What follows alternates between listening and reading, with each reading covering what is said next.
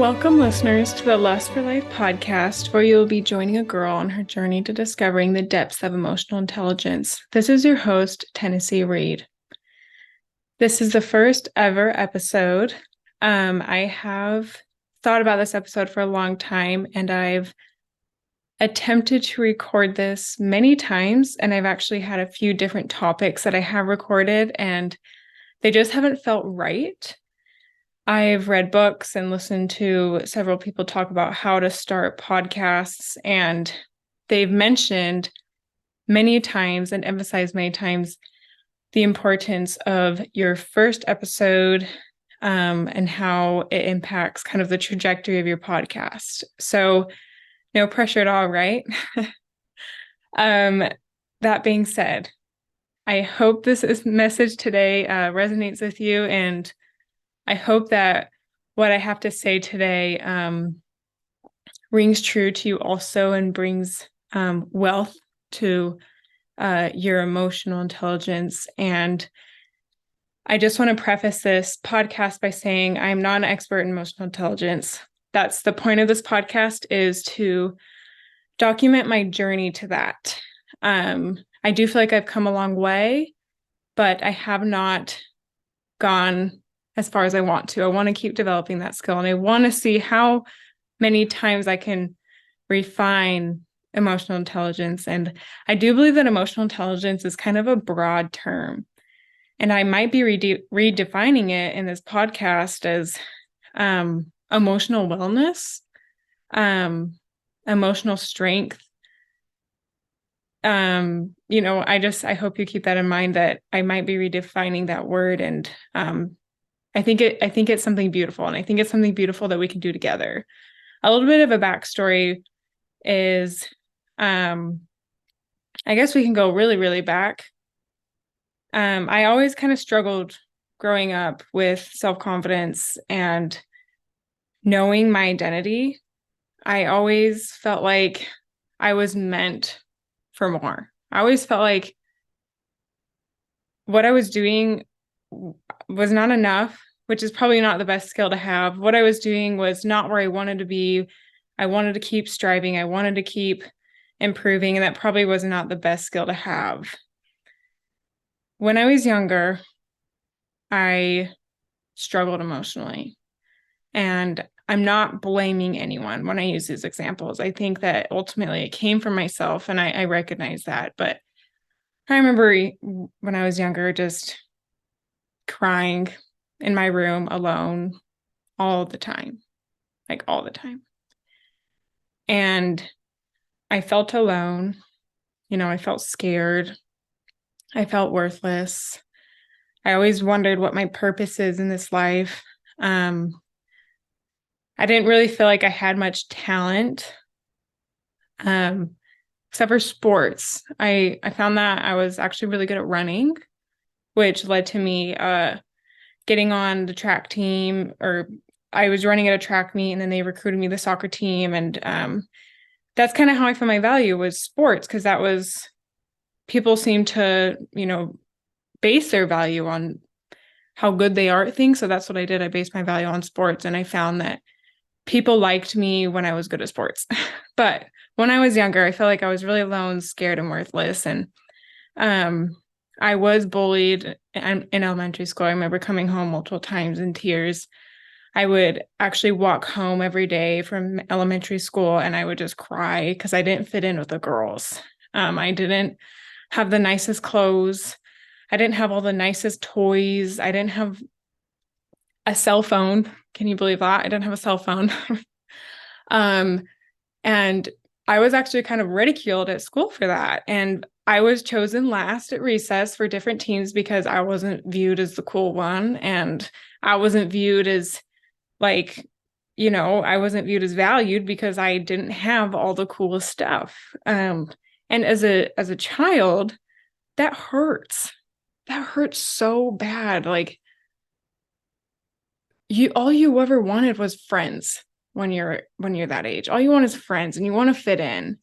And when you're not that way, and you're actually treated poorly by the people that you want to be friends with, I don't know if there's anything that can compare to that. So I think that's I think it's fair to keep that in mind when children are growing up, is that's a really crucial age to make sure that that child feels loved. And I don't know if there is a way around that.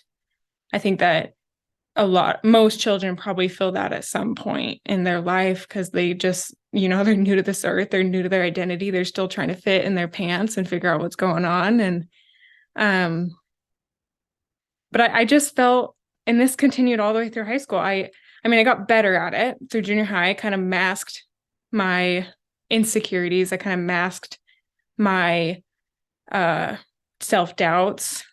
I did well at that. I kind of learned to be more independent. I was happy with myself. I was happy doing things by myself. And I think I'm very similar that way today. I like to be by myself. And I think that might be why, is because I learned to be by myself when I was younger, but I do value relationships today. I value them very greatly. And I'll have a podcast about that. But I remember just feeling so alone, even in high school. I felt like I was always the last one picked for dances. I felt like I was always, second best. Or I even had teachers tell me I wasn't smart enough for scholarships for college, which is ridiculous. And myself today is wanting to grab that girl and say, why are you letting them dictate your life? Like, why are you letting people tell you things that are not true? They don't even care about you. And why does this mean so much to you? Why does validation from others mean so much to you? And that's what this all came from, is I sought validation from others. And I'm assuming most kids in this day and age probably do. And I'm trying to pinpoint why. And I think hopefully throughout this journey, I will find that out. But this actually continued all the way through college. This insecurity continued through college. I found myself a beautiful, beautiful husband. He is the best thing that's ever happened to me. It wasn't fair to him how much pressure I put on him to validate me. I've had this insecurity my whole life growing up, and I put this pressure on him to validate me and just make me feel good. And no matter how many times he did, no matter how many times I asked him or begged him just to tell me how good I am, which sounds ridiculous, I never felt good still. I never felt good. I never felt good enough. Even after getting my nursing degree, I thought getting my nursing degree, finally feel like I have like a big girl job. I feel good about myself. And I didn't. I did not. And I actually felt worse because I had that expectation once I got my nursing degree that, somehow everything magical is going to just fit into place. And it did not. It got worse. And just a few months ago, I just this sounds ridiculous, but it's true. I watched the Barbie movie. And I think that movie connected me to my what you call inner child or younger self. And it just brought back so many memories because I remember, I probably had a couple dolls, but I only had a couple Barbies, but I just remember loving dolls. But I remember seeing that movie and seeing Barbie. It just connected me back to those emotions that I was feeling as a little girl. And I had buried those emotions. I buried them and I just kept shoving them down because I did not want to deal with them. I did not want to see them. I knew that was an ugly place or ugly feelings that I did not want to recoup.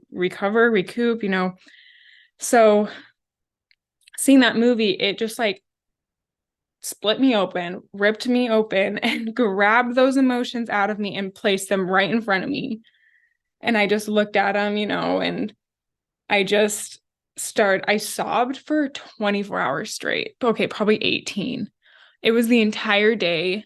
My husband went off to school, and he came back and I'm still crying. I'm still crying, and I could not explain why. And it was because I was processing all of the years of emotions that I just shoved under, lifted up that rug and just kept filling it. And